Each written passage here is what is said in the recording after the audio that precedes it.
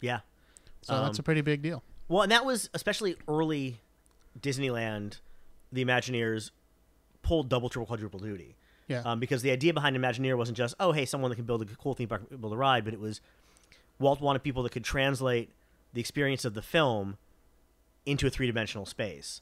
So a lot of the early Imagineers, especially a lot of the early Disneyland creators, were from the animation studio side of things that he brought over.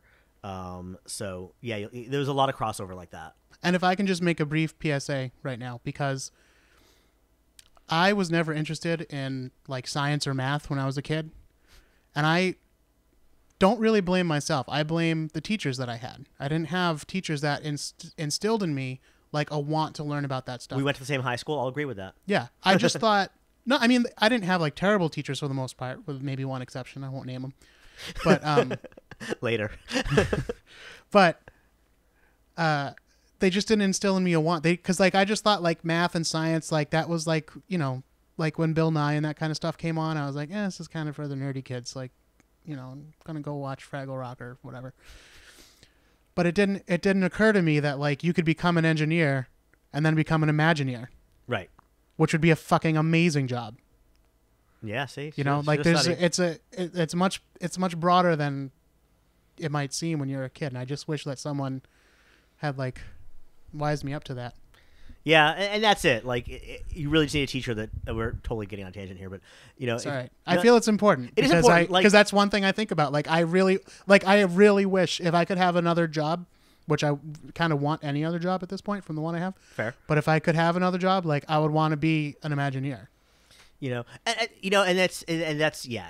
If someone had sat you down and said, "Learn this," and it could lead to this, it changes exactly how you're gonna want to learn it. Right. You know, if it's like, oh yeah, learn, algebra just because, you're like, all right, well, screw that. But then if you're like, learn algebra because then you can lead to this, and then you can lead to this, and then you can lead to this, and you're like, hey, wait a second, now there's something here. Right. I just started learning how to make puppets a couple years ago, and I made that Kermit over my shoulder. Pretty good, right? Yeah, no, it looks good. That was like in 2 months of learning how to use a sewing machine ever. And I was like, why didn't I learn how to do this earlier? Maybe I could be working for the Jim Henson Company right now. Right. Like if you had started learning, like, so I work in technical theater, professional theater technician, which I went to college for, and then I dropped out 20 years ago, and then dropped out of theater entirely. And now I'm actually doing it professionally, but only really the last few years. And I'm so far behind the curve now. And it's like, if I'd actually like paid attention and like finished school and studied 20 years ago, then who knows where I'd be now? Yeah. You know? So, it really, stay in school, kids. I think that's what we're trying to say. Yeah, so students and teachers both listen to us. Teachers, instill an eager want to learn in your students. Find out what matters to them and teach to that. I know there's tests and everything that you're trying to teach to, but remember, person first, all right? And kids, you don't know where things are going to take you, so pay attention.